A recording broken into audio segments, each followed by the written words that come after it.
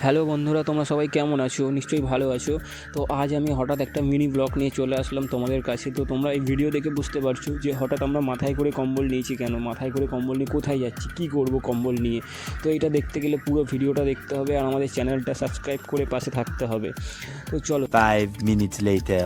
তো ভোর 5:30টার সময় আমি বাইক নিয়ে পৌঁছে যাই একটা স্টেশনে। তো সেখানে একটা গ্যারেজে বাইকটা পার্কিং করে টিকিট কেটে সোজা চলে যাই প্ল্যাটফর্মে। তো প্ল্যাটফর্মে কিছুক্ষণ ওয়েট করার পর সাথে সাথে ট্রেন চলে আসে। তো আমি তারপর ট্রেনে উঠে পড়ি। ট্রেনে উঠে পড়ার পর 45 মিনিট ট্রেনে বসে থাকার পর খুবই বোরিং লাগছিল। তো স্টেশনে পৌঁছাই। স্টেশনে পৌঁছানোর পর দেখে নিই যে নামখানা লোকাল দিয়েছে 20 নম্বর প্ল্যাটফর্ম, 7:14 ছাড়বে। তো সেখান থেকে আমরা 20 নম্বর প্ল্যাটফর্মে পৌঁছাই আমি আর গৌরী। তো তারপর ট্রেনে উঠে পড়ি। আমরা ট্রেনে উঠে দেখতেই পাচ্ছ কম্বলগুলো ওপরে সব সাজানো রয়েছে আর নিচে আমরা 3জন বসে রয়েছি। তো তারপর নামখানা স্টেশন পৌঁছালো। স্টেশনে পৌঁছানোর পর সবাই খুব খুশি, সবাই হাতে হাতে কম্বলগুলো নামিয়ে নিয়েছে। আমরা ট্রেন থেকে নেমে গেলাম, নেমে হাঁটতে শুরু করে দিলাম। টোটো স্ট্যান্ডের দিকে আমরা যেতে থাকলাম 6জন মিলে, সবার হাতে কম্বল। তো ফাইনালি আমরা টোটোয় উঠলাম। এখান থেকে যেতে হবে নামখানা লঞ্চ ঘাট। তো যেতে আমাদের 15 মিনিট সময় লাগবে বললো। তো আমরা লঞ্চ ঘাটে পৌঁছালাম। পৌঁছে দেখছি ওই যে ব্রিজটা দেখতে পাচ্ছ, এই ব্রিজটা করে হচ্ছে গাড়ি যায়, সবাই যারা বকখালি যায় তাদের জন্য এই ব্রিজটা ধরে গেলে সোজা বকখালি পৌঁছে যাবে। তো আশেপাশের ভিউটা দেখো খুব সুন্দর, যেটিটাও খুব সুন্দর লাগছিল।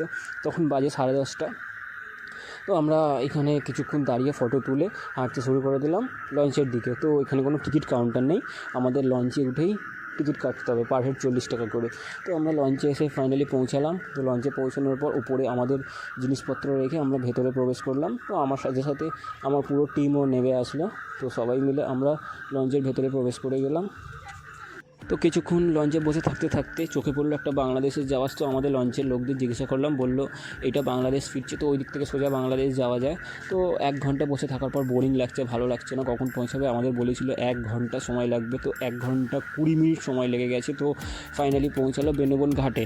তো বেনুবন ঘাট পৌঁছানোর পর দেখতেই পাচ্ছ পুরো, আমার তো মনে হচ্ছে পুরো সুন্দরবন একটা ফিল আসছিল।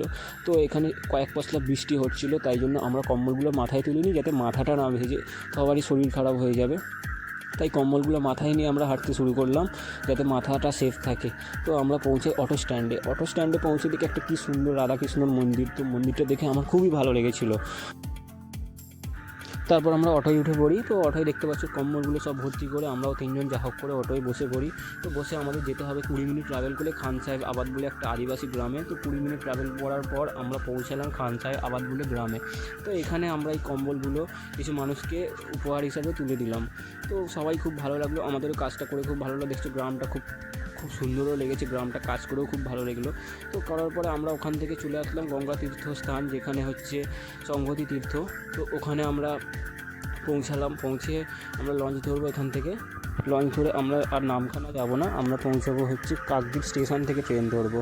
তো লঞ্চটা এত ভিড় দেখো, এই লঞ্চটা ছেড়ে দিতে হলো, এরপরে 20 মিনিট পরে আর একটা লঞ্চ আসবে। তো এই লঞ্চটা আমরা ছেড়ে দিলাম, ছেড়ে দিয়ে আশেপাশে গঙ্গাটা দেখলাম, খুবই ভালো লাগছিলো। তো পরের লঞ্চে আমরা উঠে পড়লাম। এই দেখো 3জন আমরা উঠে জায়গা পেয়ে গেছি। এই কোভিডের ভয় মাস্ক পরেছিল, আর কেউ মাস্ক পরেনি, একাই মাস্ক পরে রয়েছে। তো কিছুক্ষণ পর যেতে যেতে একটা জিনিস চোখে পড়লো, বাস লঞ্চে করে যাচ্ছে। তো এটা কিসের জন্য যাচ্ছে আমি জানি না, তোমরা কেউ জানলে অবশ্যই কমেন্টে জানিও।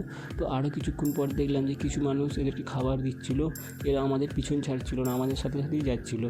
তো এটা কী পাখি তোমরা কেউ জেনে থাকলে অবশ্যই কমেন্টে জানিও। তো ভিডিওটা কেমন লাগলো অবশ্যই জানিও। তো আমি প্রথমবার কিছু ভুল থাকলেও অবশ্যই জানিও। তো চ্যানেলটা সাবস্ক্রাইব করে রেখো, পরের ভিডিও আবার আসবে।